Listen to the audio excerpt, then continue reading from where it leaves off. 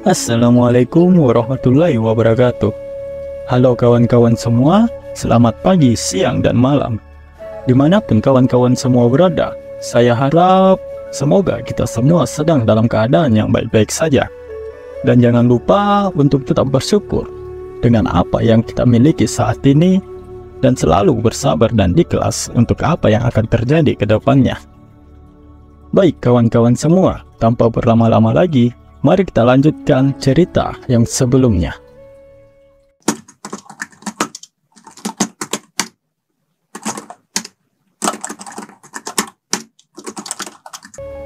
Scene pertama memperlihatkan di sebuah taman di malam hari. Terdapat beberapa remaja yang sudah terkapar dan babak belur. Entah apakah ini merupakan perkelahian antara sekolah atau perkelahian antara remaja dan preman setempat. Diperlihatkan seorang pria yang sedang mengangkat handphonenya. Orang tersebut menyebutkan nama Honggi. Sudah aku bilang, mereka mencabut skorsingku. Entahlah, aku membawa senjata dan mereka memberiku 2 minggu. Ucap pria yang sedang berbicara melalui telepon dengan Honggi. Dia lalu menanyakan bagaimana keadaan sekolah. Apakah Honggi sudah mendominasi? Namun, sepertinya tidak sesuai dengan apa yang diharapkan. Geram dia dan mematahkan rokoknya yang baru saja dia bakar. Aduh, sayang bro sebatang tuh. Mana Marlboro merah lagi. Perlindungan pendidikan. Omong kosong, ucap pria yang bernama Yang Kwan Kyok. Dia merupakan si nomor 1 di kelas 3 teknik listrik. Di bawah kendali Huajin, teknik listrik dan teknik mesin telah bekerja sama untuk membentuk peraturan sekolah yang baru. Norma yang sehat untuk sekolah yang lebih sehat. Kami murid yang baik. Satu-satunya pertarungan adalah pertarungan nilai. 2. Inspektur lapangan mengizinkan segala tantangan untuk wewengannya. 3. Kami harus mematuhi raja. Demikianlah bunyi aturan baru yang mereka buat dan mereka tempelkan di mading sekolah. Bahkan ketika makan pun mereka dibedakan berdasarkan tingkat mereka. Apa ini perang dunia kedua? Apa-apaan makanan ini? Ini diskriminasi, ucap murid tingkat petani. Berbeda tentunya dengan sang raja yang mana makanannya begitu komplit dan begitu mewah. Aku harus tetap sehat dan untuk itu makananku harus bervariasi, ucap Hyungjo yang merupakan murid nomor 1 dengan nilai 100, yaitu tingkat raja. Bagi Hyungjo, dipilih berdasarkan nilai ini begitu menyenangkan. Tepat! Seseorang menghantam makanannya menggunakan kunci Inggris. Kau sudah berlebihan, teriak Hong Sung yang kemudian membanting makanannya di lantai setelah dia juga menghantam makanan tersebut menggunakan kunci Inggris. Dia lalu kemudian mengarahkan kunci Inggris yang dia pegang pada guru Huajin, kemudian berteriak, "Apa kau tahu bagaimana pemberontakan 1882 dimulai?" Oh, astaga. Apa ini hadiahku karena menjadi seorang guru? Aduh, aku mau menangis karena begitu bahagia, ucap guru Huajin yang malah tersipu malu di sana karena ditodong menggunakan kunci Inggris. Agak lain memang MC satu ini kawan-kawan. Kayaknya nggak ada yang beres MC yang saya bawakan. Pada konyol semuanya. Guru Huajin lalu berkata, "Karena kau tahu pemberontakan 1882 itu, maka tepak. Habis bokong mereka dihajar lagi oleh guru Huajin yang menggunakan tongkat keramatnya itu. Tolong ingat ini, aku memukul kalian karena aku peduli. Cakep guru Huajin. Namun kalian yang seperti ini terjadi di Indonesia kawan-kawan. 99% auto dipecat dan penjarakan guru Huajin ini." Scene lalu memperlihatkan di mana Hong Sung yang menghajar Hyungjo. "Bedebah, berapa lama kau akan bermain menjadi raja?" ucapnya dengan begitu kesal. "Kau pikir guru itu akan selalu melindungimu? Saat dia meninggalkan sekolah ini, namamu akan tertera di berita keesokan harinya. Murid kelas 3 brengsek ditemukan mengapung di sungai," ancam Hong Sung kepada Hyungjo. Dengan berita utamanya, petani yang berani menyentuh raja akan dijatuhi hukuman, ucap guru Huajin yang tiba-tiba ada di belakang mereka. Sudah seperti hantu juga orang satu ini. Kemarin juga dia tiba-tiba keluar dari dalam WC. Ini entah dari mana lagi dah bisa tiba-tiba muncul di belakang mereka. Hukuman telah tiba. Guru Huajin telah memanggil para murid nakal itu. Dia memberikan sebuah hukuman. Mereka dihukum push up dengan masing-masing kaki mereka diletakkan di atas punggung orang yang ada di belakangnya. Kami hormat dan setia pada raja. Kami tidak akan menolak atau menyakiti raja kami. Nilai bagus diperlakukan dengan baik, teriak mereka serentak sembari melakukan push up. Ya, begitulah sistem yang dibuat oleh Guru Huajin. Siapapun yang tidak menghargai raja akan mendapatkan hukuman. Dan juga siapapun bisa menjadi raja, asalkan dia mampu mendapatkan nilai tertinggi. Hyongjo yang sedang duduk di kursi rajanya lalu membentak mereka agar mereka mengucapkannya dengan lebih keras. Nilai bagus, diperlakukan dengan baik, ucap mereka dengan lantangnya. Huajin yang berada di sebelah Hyongjo lantas memujinya. Walah, kau awalnya terlihat begitu cemas, tapi sekarang kau benar-benar menyatu dengan peranmu itu ya. Aku sarankan, kau harus memikirkan untuk jadi politisi. Kau punya bakat, nak, ucap Guru Huajin. Begitu tegas ekspresi yang ditunjukkan oleh Hyongjo di sana. Namun, ya nyatanya dia tetap saja seorang penakut, kawan-kawan. Terlihat begitu ketakutan dan panik dia di sana. Pak, apa boleh aku mengundurkan diri dari posisiku sebagai raja?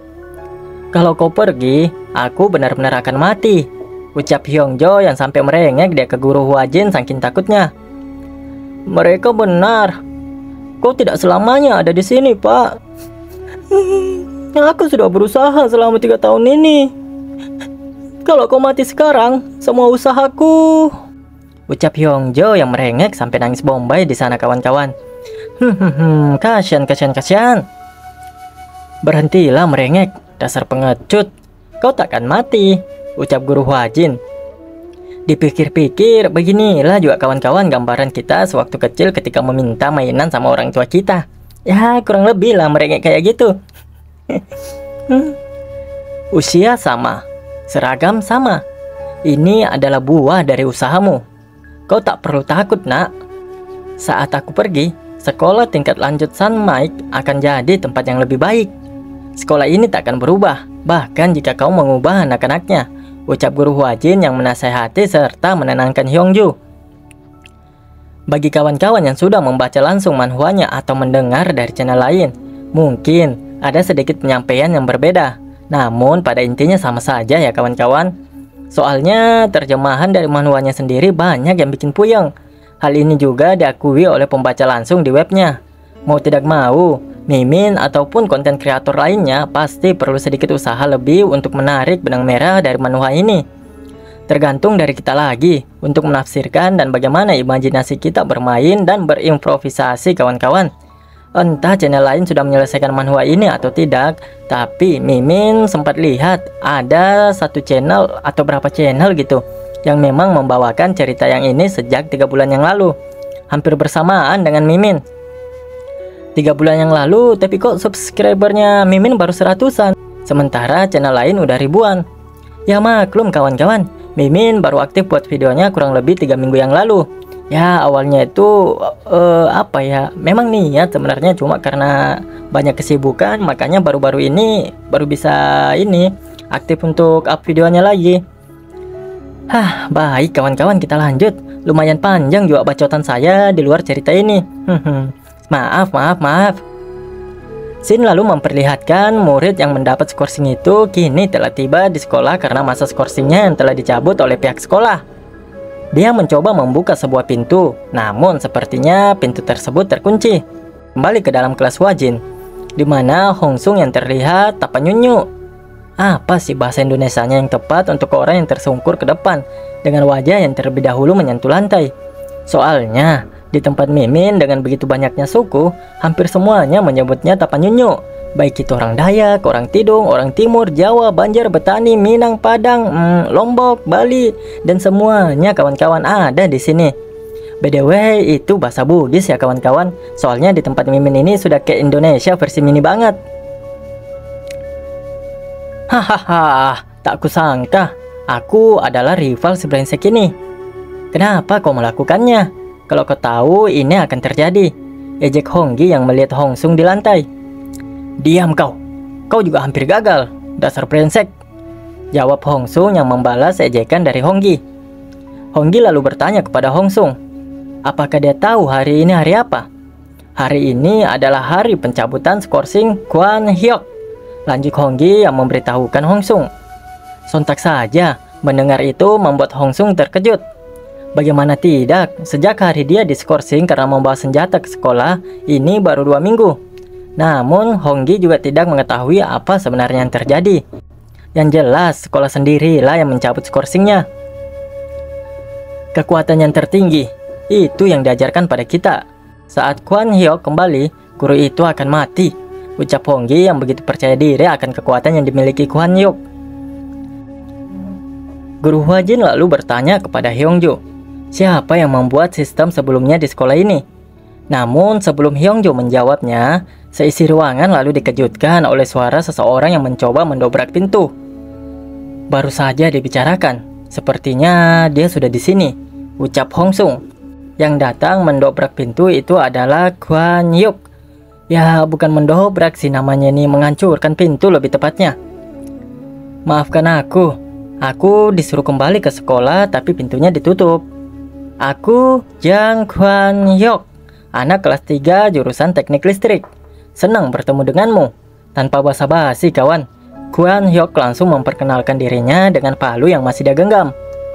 Melihat kehadiran Kwan Hyuk, sontak membuat Hyunjo menjadi semakin ketakutan.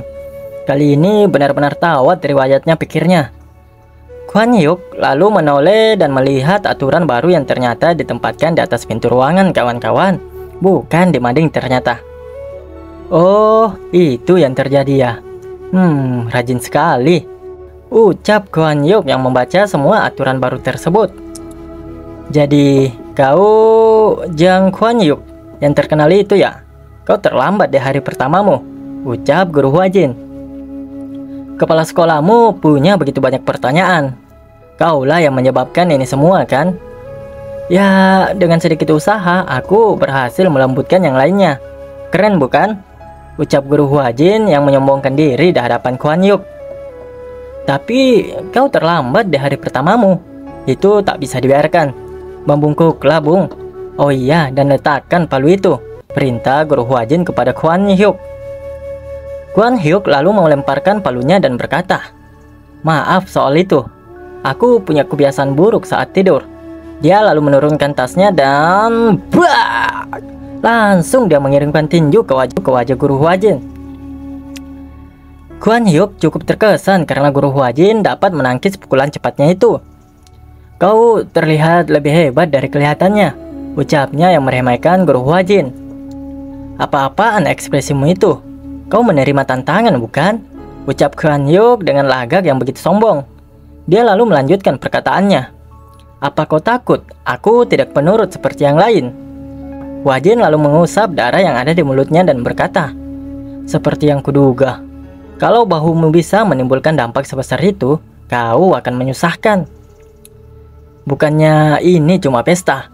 Tanya Guru Hwajin yang kini telah berhadapan secara langsung dan begitu dekat dengan Hwan Hyuk. Sekarang kita benar-benar bisa merasakan pendidikan yang sebenarnya, lanjut Hwajin dengan senyum psikopatnya itu. Guru Hwajin lalu melemparkan tongkatnya juga. Benar, memang seharusnya seperti ini supaya pendidikannya lebih menarik, ucap Guru Hwajin. Jangan menjilat lidahmu sendiri ya Pak. Kalau kau kalah, Pak Guru harus pergi dari sini. Aku pasti akan pergi karena malu. Puas, jawab Guru Hwajin.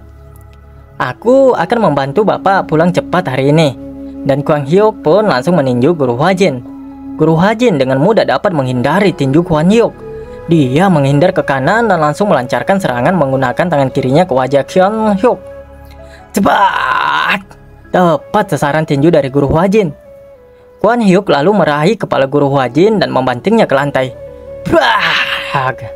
Suara benturan kepala Guru Hwajin dan lantai ruangan olahraga. Guru Hwajin kini terkapar di lantai setelah kepalanya diadu dengan lantai oleh Kwan Hyuk. Putih kini mata Guru Hwajin kawan-kawan. Mungkin pingsan si psikopat ini kawan-kawan. Pengarang lalu mengajak kita untuk sedikit flashback. Aku melihat Jang Kwon Hyuk untuk pertama kalinya sebelum penentuan siswa terkuat kelas 1. Saat itu, aku langsung tahu pengaruh Kwon Hyuk tidak terbatas di sekolah kami. Dia juga berhasil menduduki posisi terkuat nomor 1 wilayah setempat. Ucap Honggi. 8 tahun lalu, saat nama sekolah kami masih SMK Gun, saat itu para senior menguasai wilayah ini dan mendapat julukan pasukan Mongol Gun. Tapi, aku yakin Kwon Hyuk bisa melampaui legenda SMK Gun 8 tahun yang lalu. Kembali ke masa sekarang, di mana semua anak teknik listrik dan mesin kini bersorak ria karena Kwon Hyuk telah mengalahkan guru Huajin. Kak Kwon Hyuk mengalahkan Pak Guru itu? Jang Kwon Hyuk memang yang terkuat. Jang Kwon Hyuk, Jang Kwon Hyuk, Jang Kwon Hyuk, teriak para murid yang meneriakkan nama Kwon Hyuk. Honggi dan Hong Sung selaku si nomor 2 dan nomor 3 di sekolah itu lalu menghampiri Kwon Hyuk yang masih berdiri di sebelah guru Huajin yang sudah terkapar di lantai. Wow, Jang Kwon Hyuk, si One Punch Man. Siapapun bisa kalah dengan satu pukulan, ucap Hong Sung. Kerja bagus Kwon Hyuk, ucap Honggi. Nah, sekarang cuma satu yang tersisa. Kim Hyung Ju. Kemari kau sampah, waktunya pembalasan, teriak Hong Sung memanggil Hyung Ju. Tentu panik dan takutnya si Hyung Ju itu di sana kawan-kawan. Mungkin dia berpikir, tamat, pokoknya tamat lah sudah riwayatnya kali ini. Kwon Hyuk lalu memanggil Hong Sun dan memegang bahunya. Dan brak! Langsung dihantam wajah Hong Sun dengan begitu kerasnya. Tidak sampai di situ saja kawan-kawan, dia juga meraih dan mencekik leher Honggi. Sialan, apakah kalian bercanda? Tanyanya kepada Honggi. Selemah apa kalian? Sampai guru semacam ini mau menghapus sistem peringkat kita. Honggi yang dicekik jangankan untuk menjawab, bahkan untuk bernapas pun dia kesulitan. Kalian, jumlah kalian ada berapa banyak, ha? Menghabisi orang yang seperti itu saja kalian tidak becus. Dasar bocah-bocah goblok, ucapnya dengan begitu emosi sembari menendang perut Honggi. Dia lalu melanjutkan perkataannya. Cuy, bisa-bisanya aku berniat mengajak kalian menantang wilayah ini lagi. Menantang wilayah? Tanya Honggi yang sedikit kebingungan dengan maksud Kwon Hyuk.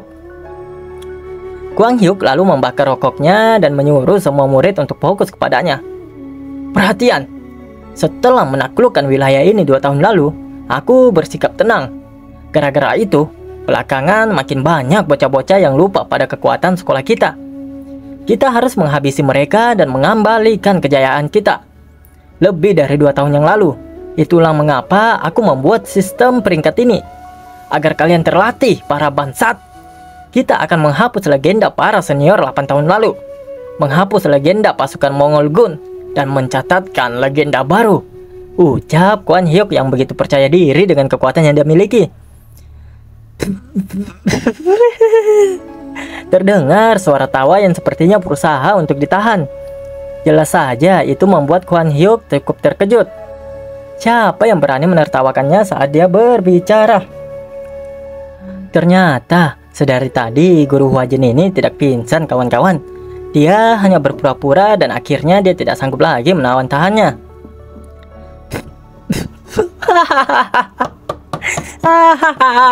Lucu sekali. Tertawa terbahak-bahak guru Huajin sampai dia memukul lantai itu kawan-kawan. Hahaha, legenda katanya, menaklukkan wilayah. Aduh, lucu sekali. Bisa gila aku mendengarnya. Padahal aku mau menyimak caramu mengendalikan anak-anak. Tapi apa yang ku dengar? Aduh, rasanya begitu malu aku mendengarnya. Sungguh aku tidak bisa menahan ketawaku.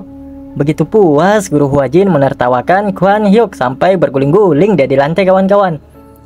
Guru Huajin kemudian berdiri dan mengambil rokok Kwon Hyuk yang sedang dia hisap. Padahal agaknya sok berbobot. Tapi ternyata otakmu itu yang paling seperti bocah dari berpikirnya. Kenapa? Kalau berhasil menaklukkan wilayah, apakah nanti mau dibelikan es krim sama mama? Guru Huajin yang melirik Kwang Hyuk dengan tatapan yang begitu tajam sambil menghisap rokok yang dia ambil dari Kwang Hyuk sembari menghinanya habis-habisan. Tentu saja, penghinaan itu membuat Kwang Hyuk begitu marah. Dia lalu melompat, bermaksud menghantam Guru Huajin. "Jangan memandangku rendah begitu," ucapnya, namun sayang. Guru Huajin yang kali ini sedikit serius hanya santai dan menghantam Kwang Hyuk menggunakan singkunya. Memang masih sadar dan tidak pingsan si Kwang Hyuk ini kawan-kawan. Tapi dua tulangnya langsung retak bersamaan. "Waduh, kedengarannya tulangmu retak tuh," ucap Guru Huajin dengan santainya. Hukum Newton ketiga, hukum aksi dan reaksi. Semakin besar gaya yang diberikan, semakin besar juga gaya yang diterima. Makanya, jangan hanya serang pakai tenaga. Ya, hasilnya begini deh. Ini memang hukum dalam ilmu fisika. Tapi, menurutku ini berlaku untuk segala hal di dunia ini, ucap Guru Huajin yang memberikan pelajaran tambahan kepada Kwang Hyuk. Nah, dengar tuh kawan-kawan, apa yang dibilang sama guru kita, Pak Huajin. Jika main-main dengan uang, kau akan terima musibah dengan uang. Jika bermain-main dengan kekuasaan, maka kau akan hancur ditekan kekuasaan. Dan jika kau main-main dengan kekuatan, kau akan mampus gara-gara kekuatan pula. Guru Huajin lalu mendekati Kwang Hyuk. Dia lalu berkata, "Itulah prinsip dari pendidikan yang sejati." Guru Huajin lalu mencoba memeriksa kondisi dari Kwang Hyuk. "Coba kulihat, karena tulang igamu retak, kau tidak akan bisa memukul sekitar 2 hingga 3 minggu ke depan." Mengeram kesakitan si Kwang Hyuk yang disentuh oleh Guru Huajin. "Hoi Raja," panggil Guru Huajin pada Hyungjo. "Mulai sekarang, kasta anak ini adalah pelayan khusus Raja." Menganga langsung si Hyungjo kawan-kawan. Bagaimana tidak dia kena mental. Dia murid terlemah di sekolah itu yang menjadi raja. Sementara orang terkuat di sekolah itu malah akan menempati posisi pesuruh khusus bagi raja. Guru Huajin kemudian tersenyum dan berkata kepada Kwang Hyuk, "Rasakan bagaimana sensasi saat kau duduk di posisi yang paling rendah dalam sistem peringkat yang kau buat sendiri." Sang pengarang lalu membawa kita untuk sedikit flashback lagi. Anak ini akan jadi legenda baru SMA Gun Hitachi. Tak lama kemudian, Jang Kwang Hyuk mengalahkan seluruh kelas 2 dan kelas 3. Untuk pertama kalinya dalam 8 tahun, anak kelas 1 menduduki posisi terkuat di sekolah. "Oh, gumpalan Taikun," ucap anak dari sekolah yang lain. "Katanya sekolah kalian dikuasai anak kelas 1. Sudah bodoh, tinjunya melempam pula. Hahaha," ucap siswa-siswa dari sekolah lain itu. "Hai, mulai sekarang jangan lewat depan sekolah kami. Kalian bau minyak," ucap anak sekolah-sekolah lain tadi kepada kelompok Kwang Hyuk. Oke kawan-kawanku semua, terima kasih sudah menonton hingga akhir. Pokoknya thank you lah. Pokoknya terima kasih banyak bagi kawan-kawan semua yang sudah support Mimin. Saya Nara, lanjut buat skripnya lagi. Wassalamualaikum warahmatullahi wabarakatuh.